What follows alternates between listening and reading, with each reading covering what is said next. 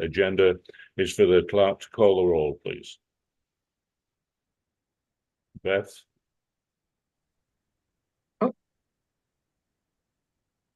Good morning. So I have David, Chair McMahon, Present. Trustee Alexander, Present. Trustee Riley, Here. Trustee Kane, Here. Trustee Martin. No. She's in mourning for the cannon. No. Trustee Macon. No. Did I miss anyone? I think Trustee Cates has joined as well. Do we have a quorum?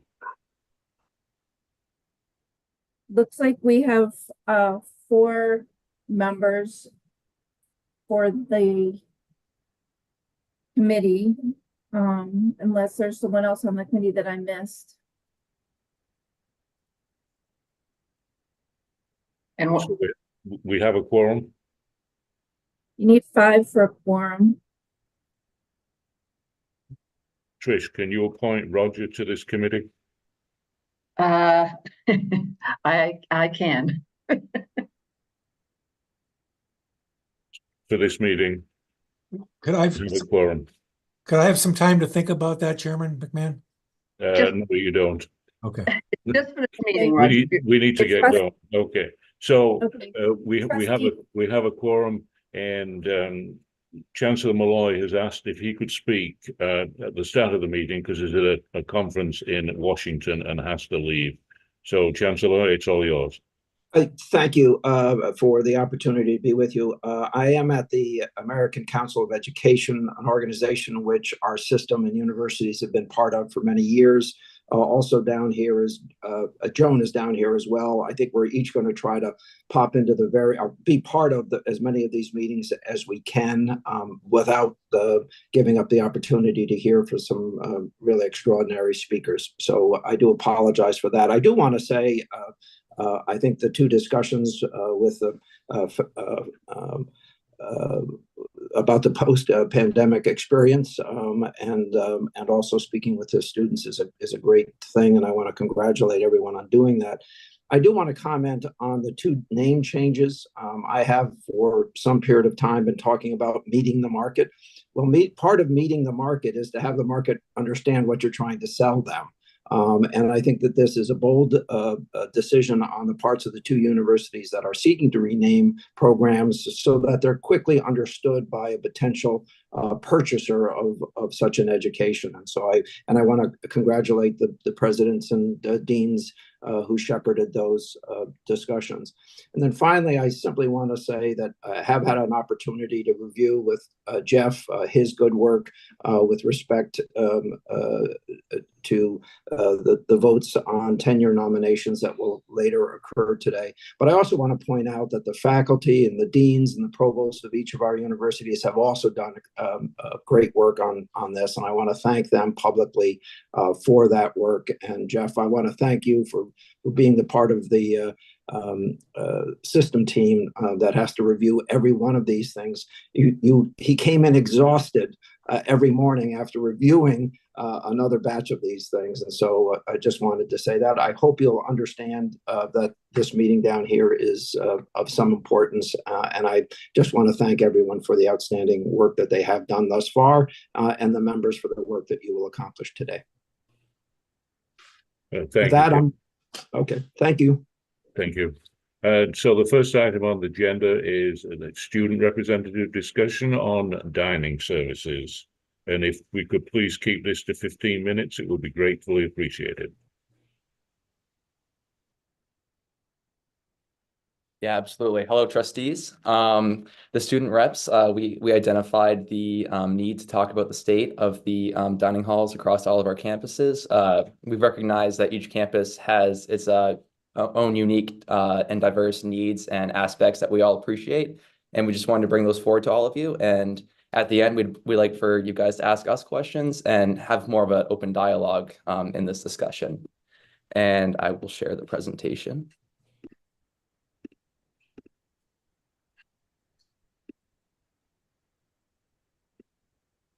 All right.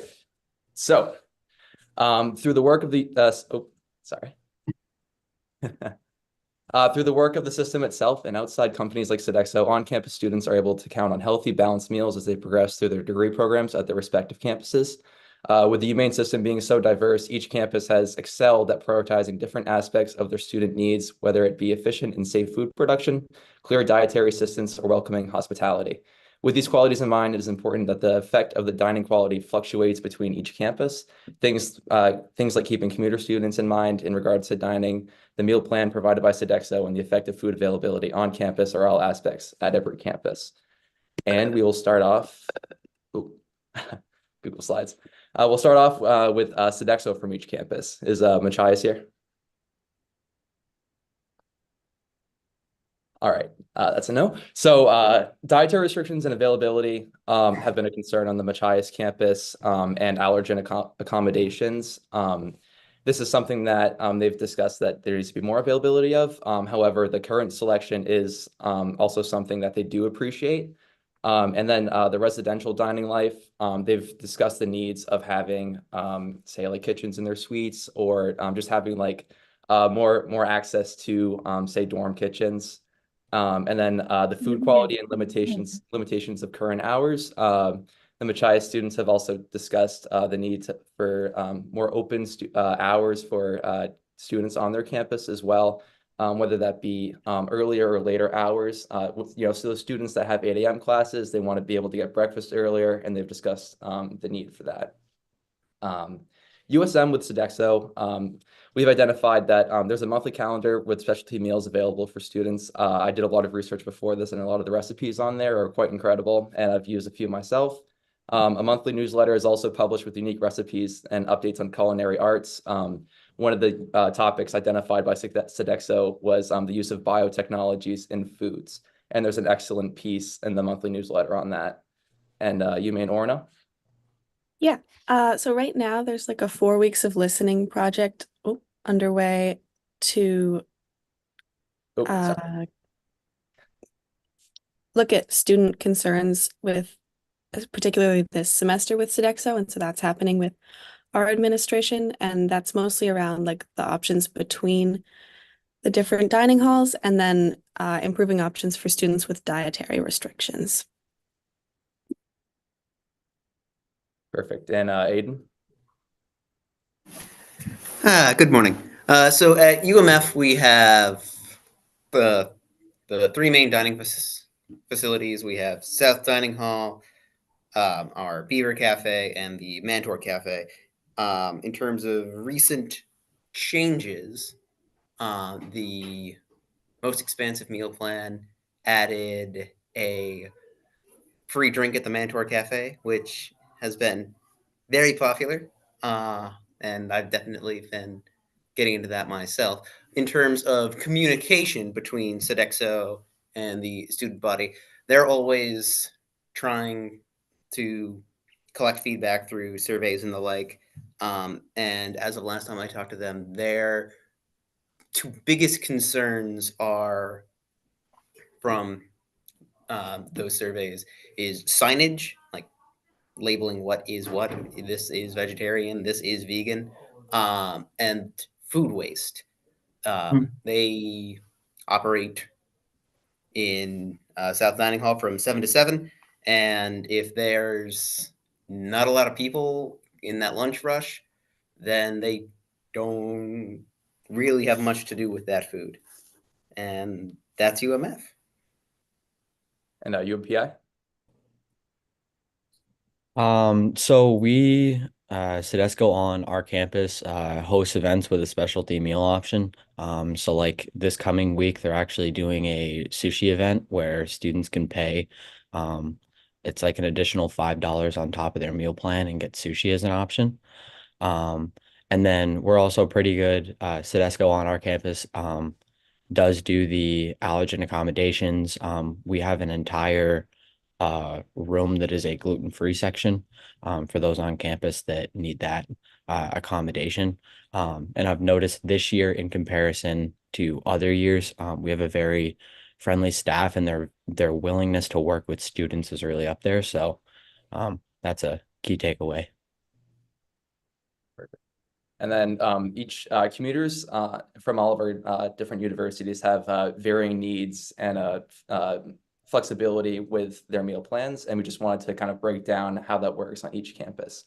So for USM, obviously, we have a very large commuter student body. Each different commuter has a separate meal plan. Each commuter has a unique meal plan. So like freshmen have the 21 meal plan, which is also known as our limited meal plan. And then we also have the the 12 meals and the 10 meals and the 5 meals available to them. So there's a wide array of meals available depending on their needs. And additionally, the Portland and Gorham campuses, they both have a wide variety of off-campus dining options. A popular place in Gorham is the Gorham House of Pizza, otherwise known as G-Hop, and that's where a lot of students congregate, and they'll eat wings, pizza, and it's a pretty popular attraction there. And then another thing too is campus students have expressed some concerns on the Portland campus with the food selection. I will say they did add a spice rack that definitely can make your meals taste a lot better, and it was a really, really needed improvement. But there is that need for a more diverse set of meals, more like salads, more just more healthy options. A lot of it's fried food, but it is good food. I will say that. And you may know. Yeah, we most commuter students don't have meal plans, and they eat on campus at the Bears Den, which is like the retail option.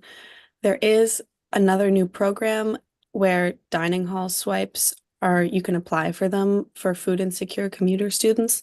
And so I know a lot of people have been getting those, and that means they're able to eat lunch. Well, any meal, but mostly lunch on campus in the dining halls. So, yeah. And at UMPI? So for our commuter students, a lot of them enjoy utilizing the Owl's Nest as an option.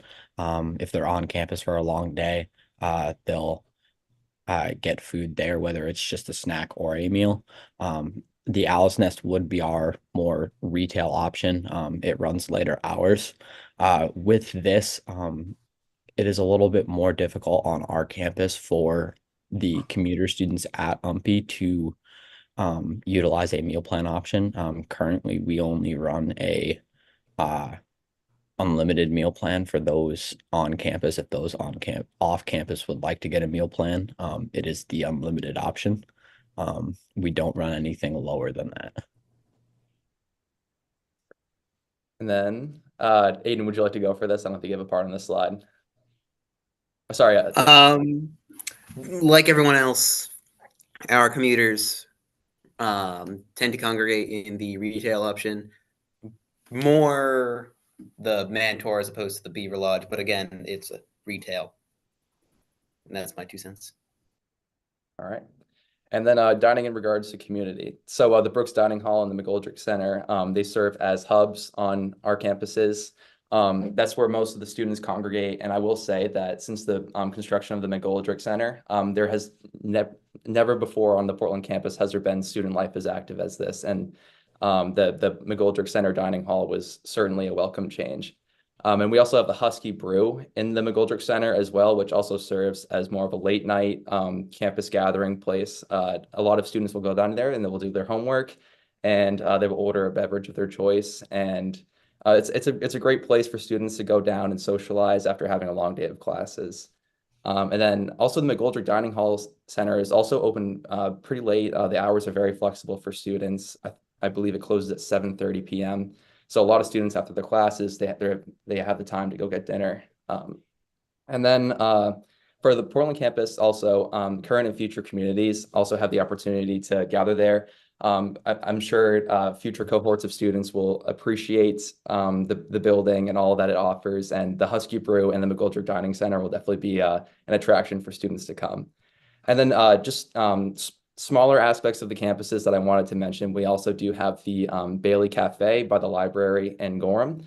This is another place where students can go and do their homework and grab a coffee in the morning. And it's another place where students often study and congregate before they say go to the library or they go to their classes and study. And UMPI? As I had mentioned earlier, the Owl's Nest. The Owl's Nest is a location on campus that our students utilize for gathering, socializing. We'll also hold events there in different departments, whether it's our student activities office or the resident life office on campus. Just because it's a very it's a space that is kind of open to everyone. So we'll utilize that for events and whatnot. And you mean Orna? Our central location is the Bears Den. That's where our student government is based. Most clubs are based there. Administration is there. There's retail food and coffee in the union. And this is also going to be renovated to kind of make it better for community-based activities. So, but I'll touch on that later. And UMF? Like, this is feeling a little repetitive. Anyhow, South Dining Hall is always awash with students, and there's normally a good flood of people in the Mantor. And the Beaver Lodge is where people will be later. They, depending on their staffing, can be open till 10, and people will always be there. Excellent. And current and potential changes for our campuses. So UMaine Machias identified that the campus needs to work towards opening kitchens in the dorms. And furthermore, there's a motion to begin a food pantry in resemblance to the UMaine Fort Ken campus as well. And for USM Portland, this is a very welcome change as well, starting the spring semester. They added food baskets with a vintage newspaper pattern to our meals. It's improved the presentation, but also it's a much more sustainable model as opposed to using leftover food containers. And also, like I mentioned earlier, that Spice Rack has also allowed students to enhance their meals to be a lot more tasteful. It's a lot more pleasant going to the dining hall knowing that you can customize your meals however you please. And the Portland Commons Suites are also equipped with their own kitchenettes available for students to prepare their own meals. So what a lot of students will do is they'll get a 5 to 10 meal plan, and they will use that if they need to quickly go get a lunch, but they don't have time in between classes. And then for dinner, they have the option to go back to their own dorms and prepare their own food. And then for USM Gorham, the Brooks Dining Hall has been working on improving the marketing and the usage of the Kiwi bots, which are the robots that deliver food on campus from the dining hall. They've been improving the marketing to attract more students to use the service. It's quite often that the robots will just drive around campus and they're not exactly being used to their fullest potential. So that's something that Sodexo is working on. And I will say about the Brooks Dining Hall, it does serve as a central hub for life in Gorham. Teams will congregate in there, clubs will congregate in there. And it's kind of like a melting pot of all the various student groups. And I'll turn it over to UMPI. So with Kelly Commons being our dining option on campus, over our winter break, they went through a renovation. We added a Mongolian grill, and with that came changes to the rest of the dining hall, which made it more presentable, which allowed for a wider variety of dining options for students, whether that is like a panini press and a sandwich bar to the salad bar, and then the addition to the Mongolian grill. So the recent renovations that happened in Kelly Commons have been very much so appreciated by the students. You mean Orna? So Wells Central is our third dining hall that has been closed for the past 2 years, and that's being renovated over the summer to be an additional retail dining option, similar to the Bears Den right now, but it'll be through an Amazon program. Like you just walk out with the stuff that you take and it charges your account. We also have the Kiwi bots this year, and those are being kind of improved similar to USM.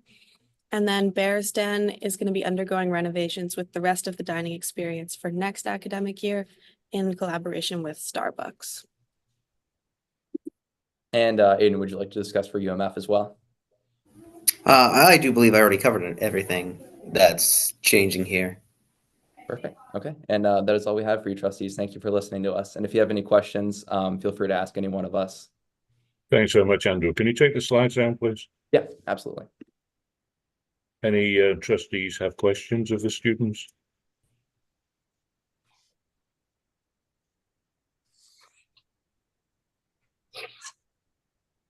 I see none, and so thank you again very much. Very, very illuminating, and food, of course, is a very essential part of life. David, can I just add one thing? It's Emily. Yeah, go ahead. Yeah. I was just struck. I lived on campus all 4 years undergrad, and I was just really struck by how many options you all have now. And I think it's great. And it's probably because you've spoken out and you've asked for these things. And I think it's really great that you're paying attention to that, because so much community can often form around where you hang, where you eat. So just want to say thank you, and thanks for being so engaged in the feedback loop to try to make it better. Thank you, Emily. And also let me congratulate the students on a very concise presentation with very good visuals. We really appreciate it. Look forward to seeing you all in Augusta next month. The next presentation we have is from the faculty on the post-pandemic experience. Who's taking the lead on that? Thanks, Trustee McMahon. I'll take the lead, and we don't have a presentation.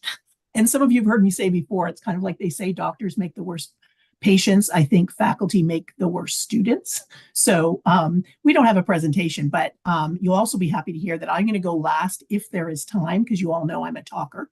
But I would invite Patrick, maybe. Did you want to start? We're just going to kind of give you a brief highlights of the good, bad, and difficult since COVID in our jobs or our experiences on campus.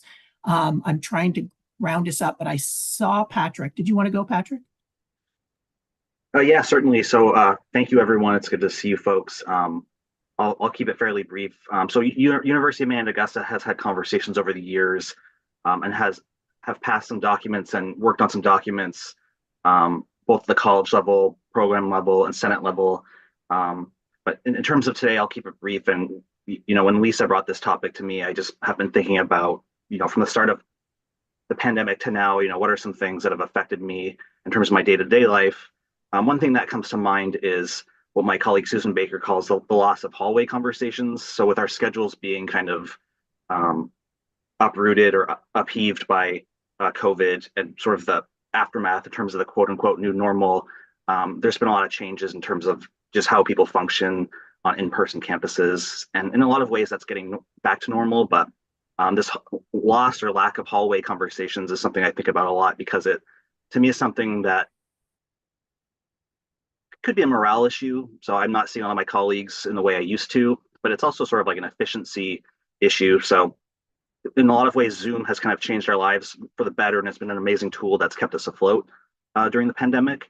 But I find sometimes there's inefficiencies in just the amount of work I have to do because of the lack of these conversations. So because I'm not seeing, say, a staff person in person as much as I used to, a lot of things get moved to Zoom meetings or email chains. And just an example that came up a couple months ago when more and more people, or last year when more and more people started coming back to the office was, I ran to this person. I just said like, hey, can you please do this one thing?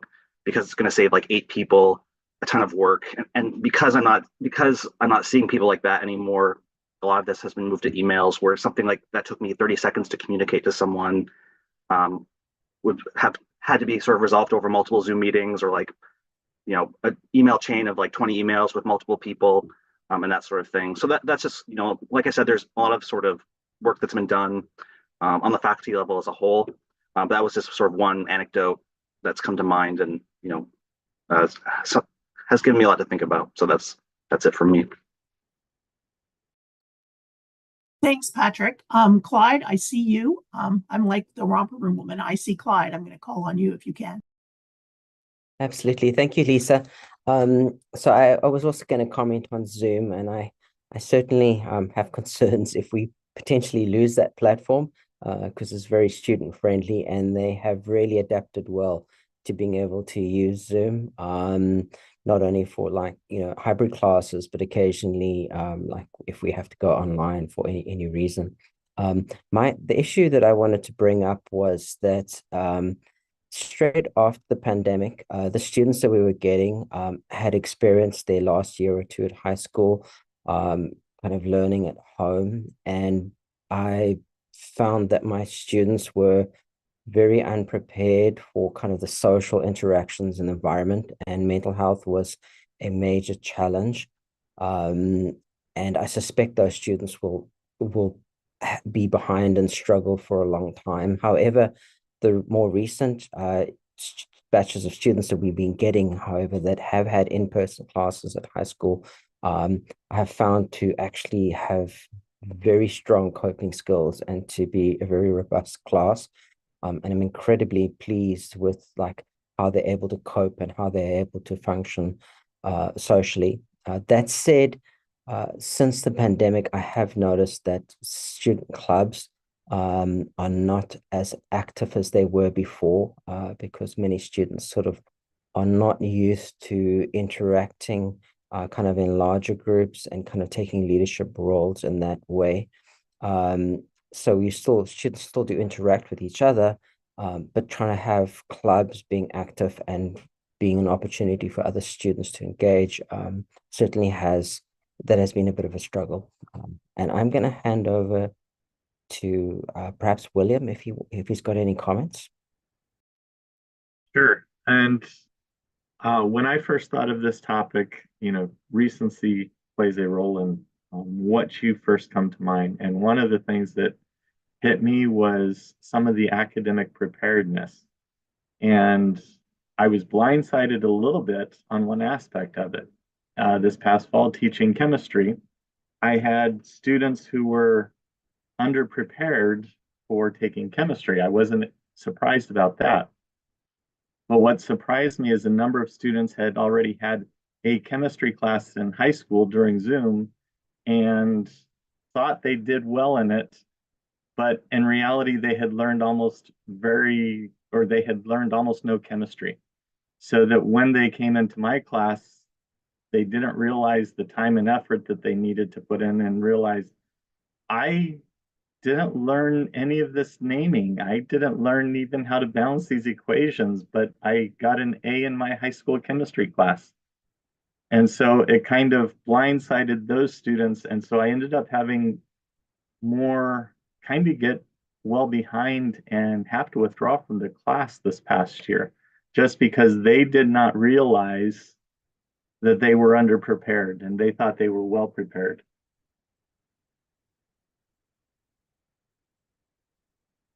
And so I will. Thanks, William. Oh, sorry, William. I didn't know if you saw who else was here.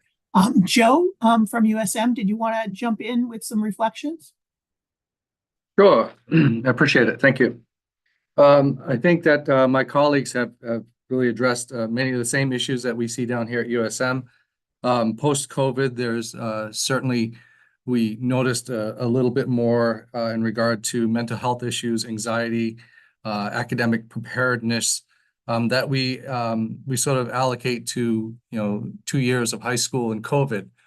And then I think that a few of my colleagues and probably I would say maybe even most would suggest that this is also something that has come up as a trend, right? We see this lower tension and things like that with our modern society and all of the distractions students have today. And COVID really kind of compounded that. Things like Zoom have really helped with this whole process and really introduced us to a tool that we can use that we probably weren't using a lot before. For instance, I was exposed to COVID a few weeks ago and I was able to offer my classes online, live, using Zoom. So it really augmented the classes. However, I do think that our students today need a lot more hands-on, face-to-face guidance in their studies, especially if you're teaching things like laboratories and such. And so that takes a good deal of time that I think folks should realize that now that's one more thing that's really added to our plate. So imagine when I sit down with a student, I'd like to allocate a half hour, but it could take 45 minutes to an hour if it's something really difficult. I'm happy to provide that. But if you teach anywhere from 60 to 90 students, you can imagine that's going to cut into a lot of the work that we're doing over the week. Not to mention the students really do want to participate.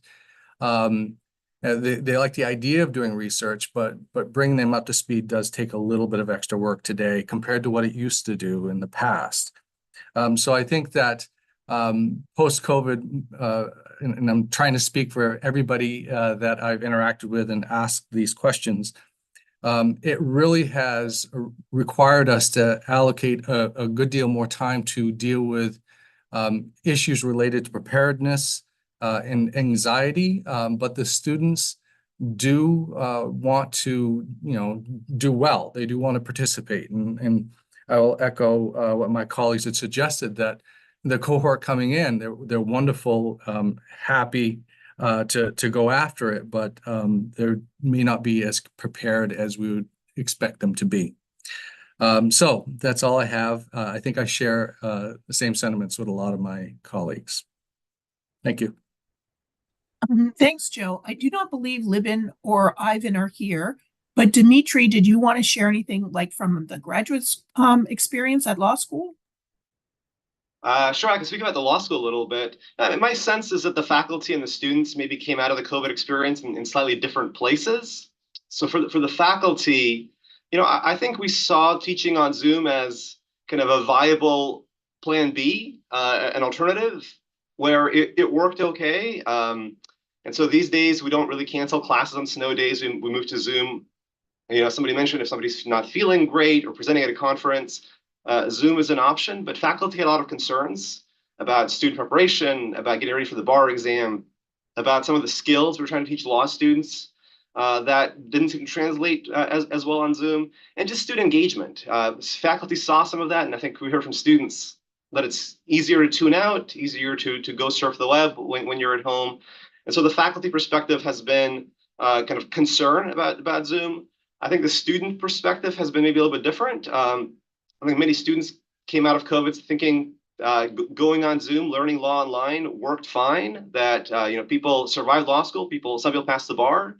And I think their expectations are often, why can't we do more on Zoom? The weather's cold, it's snowing, I'm not feeling great, right? And so I think there's a little bit of kind of push and pull from faculty who are trying to get back to kind of the old normal and create more of a community feel, and students who are sometimes a little bit resistant to kind of going back to fully in person. And so we're trying to work out that tension in our attendance policies and recording policies and other things where I think the faculty and the students don't quite line up. Thanks very much, Dimitri. So I'll just finish up by saying Patrick, did you want to say something else? Go ahead, Patrick. Thank you. Yeah, so just a quick follow-up. I hadn't planned to make this sort of a piece of my talking points, but a lot of my colleagues from the different campuses touched on a similar issue, and I don't think it's necessarily unique to the University of Maine system or even higher education, but it's sort of like a structural thing. And in psychology, we just call this like self-regulation or executive functioning. And I do think on like a system level, there's been sort of a loss to executive functioning, just kind of across the board, and to use Joe's term, probably compounded, if not started, by COVID. And those are things that we might see in the classroom as like organizational skills, working memory, juggling multiple deadlines, as well as sort of emotional self-regulation. So the ability to sort of take bad news and deal with that in sort of a healthy way. So I have seen sort of losses across the board. Like I said, I don't think it's unique to the University of Maine system, but I think that has been a big takeaway. And I think this is relevant because, in addition to the core content we teach on our campuses, these are skills kind of like writing that we expect to kind of translate into the workforce. And I think, if it's not happening now, I think in 5 to 10 years, we're going to be having this conversation about how that is bleeding into various industries outside of academia. Yeah, really good points. That kind of soft softish skills of executive functioning, I feel like I'm really seeing a lack in students. And it reminds me, I know how many people have seen the film Everything Everywhere All at Once, but sometimes I feel as a faculty member, I'm trying to do that in multiple universes, right? So meeting students where they are. And now I feel like we need to kind of pull back from that meeting where they are. Like students are wanting to engage, even if they're in the dorm room, they want to zoom in. I'm like, no, we need to be in person talking to each other. Certainly if someone's at a distance, or we can make accommodations, but we can't be everything everywhere all at once. Whether it's in a Zoom meeting and then going to a live person class, or getting a student club up and running, or meeting people. So there's a level of burden of, using the multiple technologies that are a benefit, but how can we also get back to the person to person piece? That's what I would say as well. I think we took 15 minutes, Chair McMahon. I know we were a little bit over time, but when we started. So certainly we'd be willing to answer questions, but we also know that this is a very full meeting. Maybe we could have some more in-person discussions when we see each other in Augusta. Oh, yes, Trustee Alexander.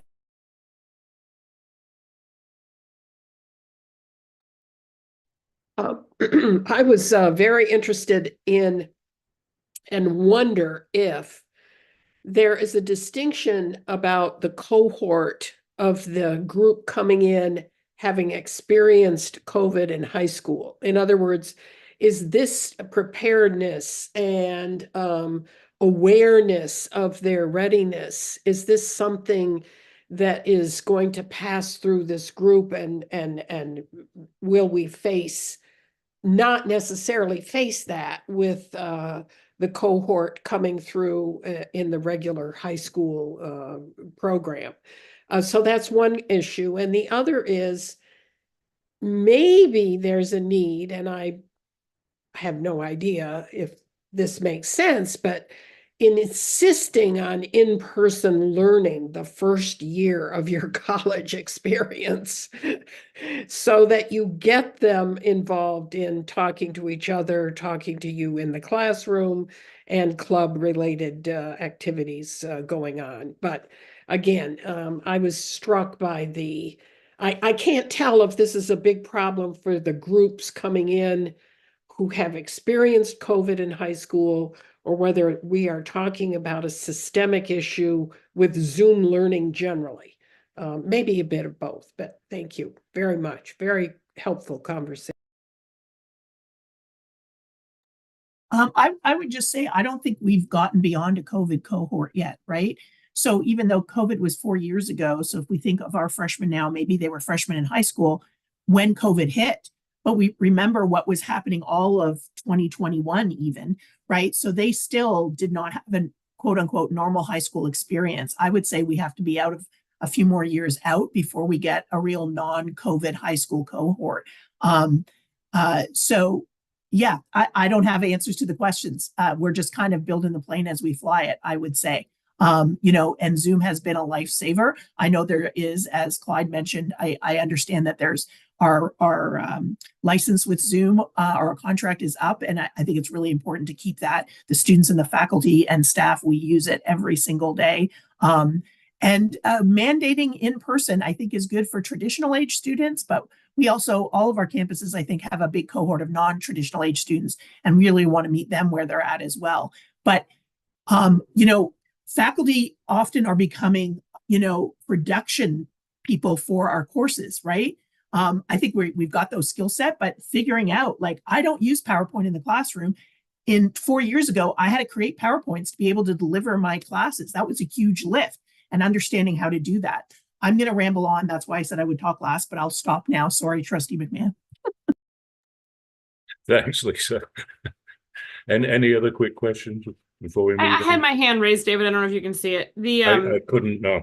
That's okay. The question I have is, I heard a couple of you reference mental health issues with students, and I think that's very true and certainly well documented and reported. And I think as people are beginning to understand it, my question is about mental health of faculty members, because I think that, we're seeing it nationally in workforce, right? Workforce conversations, workplace conversations about what kind of supports you offer at work, right? As people are coming off the pandemic and the weird challenges it caused and very serious challenges. So I'm curious about that from a faculty support perspective and community perspective.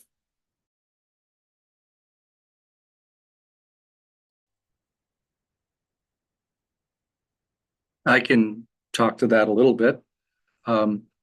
So I think that I don't know that there's a specific structure in regard to faculty accessing support the way you're describing. I do think that there, again, among my colleagues, there is an awareness that, you know, we have to look out for each other, and certainly among administrations, wherein, you know, in my position, I'll check on my fellow faculty because I'm currently chair of a department, and I'll remind them not to, you know, to overextend and things like that, even though I would love for them to serve on a gazillion committees and all of that. But that's just being a decent human. I mean, that's really where I think a lot of us go to in looking out for one another, just like we do with our students. There's no specific place or structure that we can, or methodology that we can follow to make sure that we're doing okay, or that, you know, we can have one of our colleagues, you know, have somebody check in on them or something like that. So yeah. And I do think that the burdens of post-COVID and teaching in the 21st century can be really difficult for some folks. So I see two hands. Trish first, then William. Thank you. I don't want to prolong this, but I'm struck by the discussion about students' executive function, difficult balancing the challenges you face. And I wonder if our student reps, I don't want to put you on the spot, but I wonder, is that a shared, does that feel right to you? And if so, what could be done to help you?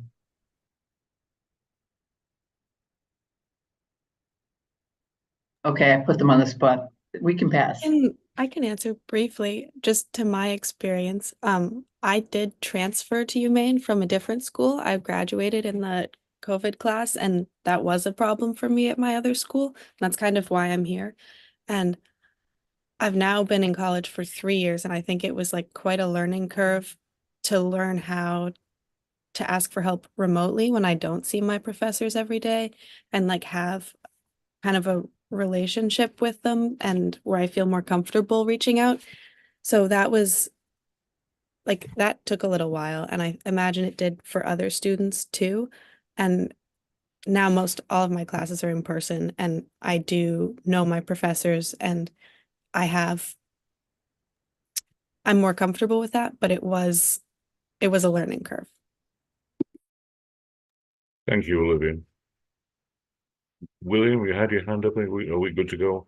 So I was just going to follow up, and thanks, Emily, for the comment you made. And I will have to say, I think it has been much more, or at least on our campus, much more open about simply having the conversation and being able to say, hey, I need to have a mental health day, or I need a little bit of a break there. So there's a lot more openness about it, and the recognition that it's okay to be struggling there and to seek help.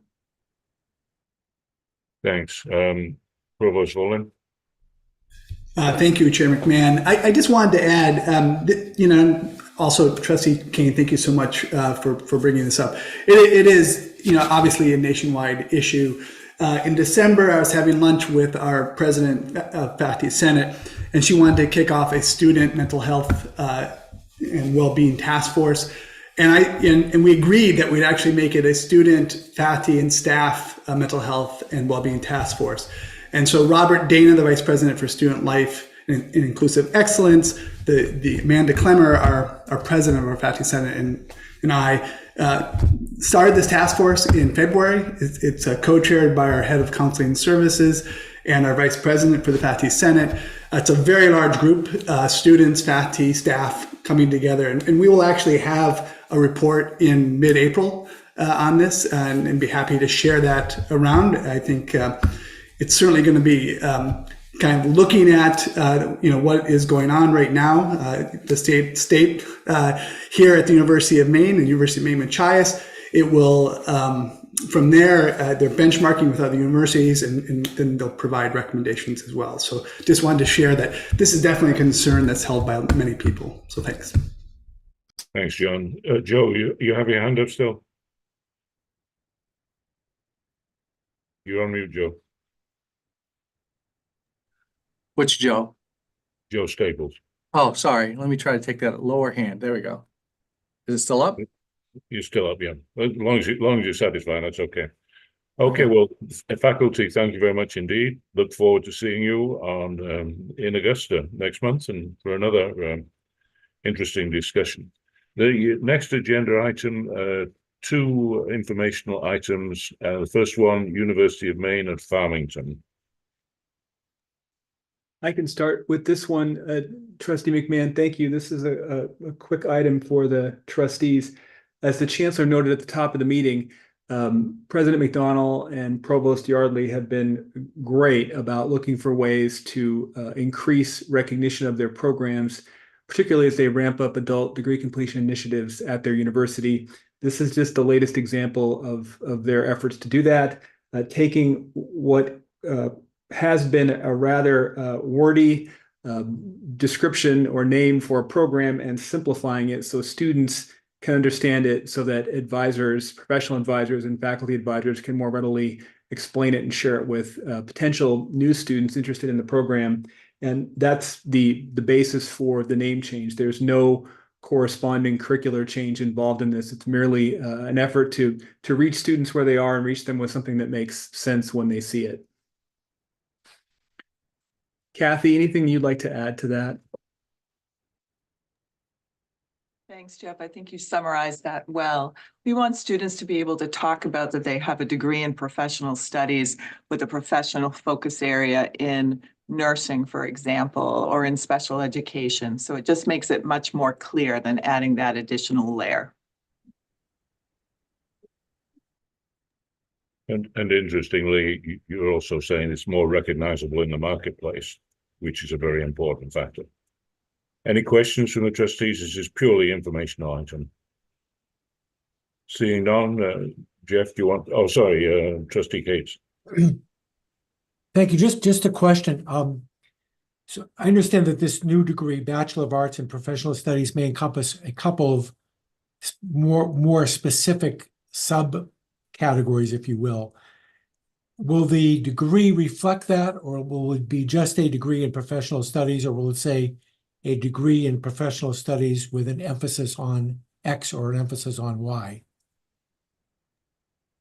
I believe on the transcript, it will be annotated that the student has that focus area or that specialty within, whether it's education or public policy or nursing or whatever they choose that they have completed. So it will be visible on the transcript. Great. Thank you.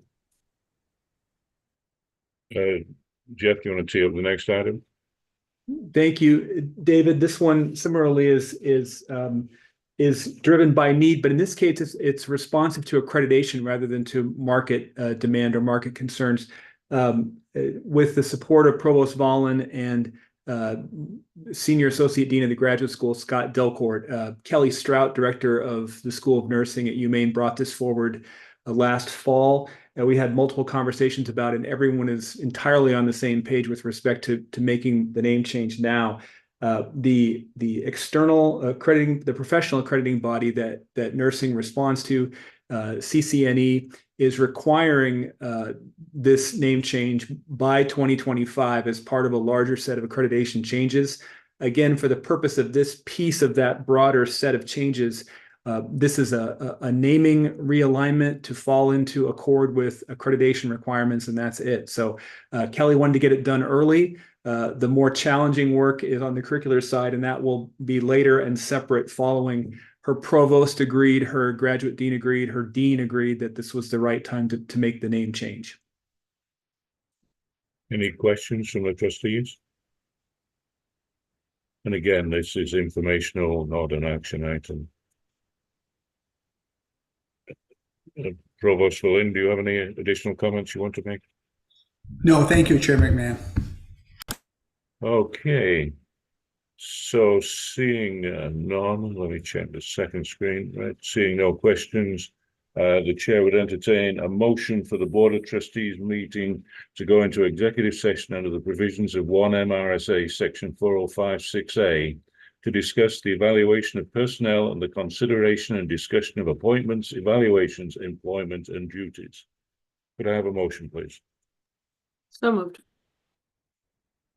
Second. Moved and seconded, and Beth, could you take the roll, please? Yes. Trustee McMahon, Yes. trustee Alexander, Yes. trustee Riley, Yes. trustee Martin. Okay, she's giving the thumbs up. Yes, yep. Sorry, couldn't find my mute button. Okay. Thanks. Trustee Kane, Yes. trustee Cates. Yes. Okay, the motion carried. Thank you. Okay, I'll move you into the executive session.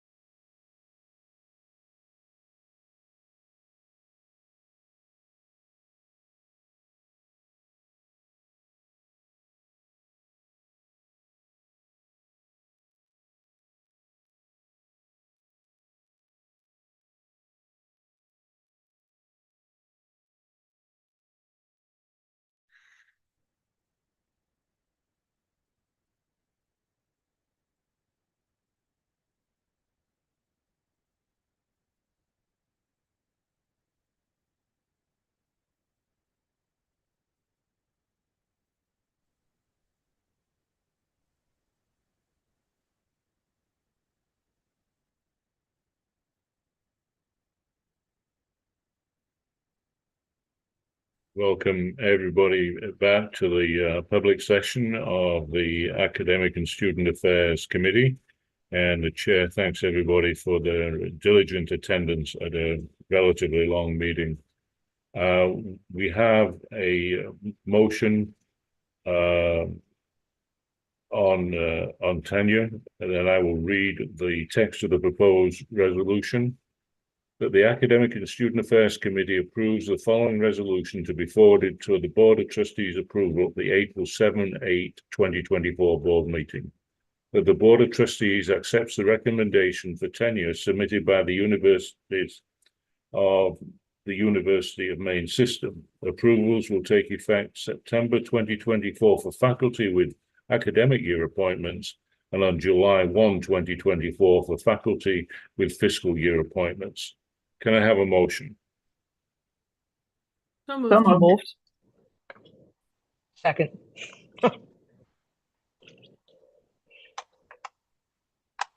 Moved and second. Is there any discussion on the motion?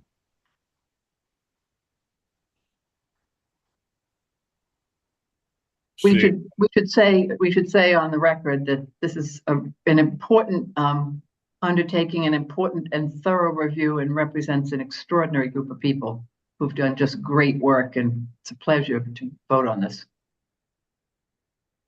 Yeah, I would add the adjective outstanding as well to the extraordinary. It really is. If not, I'd call for a vote. Beth, could you take the roll, please?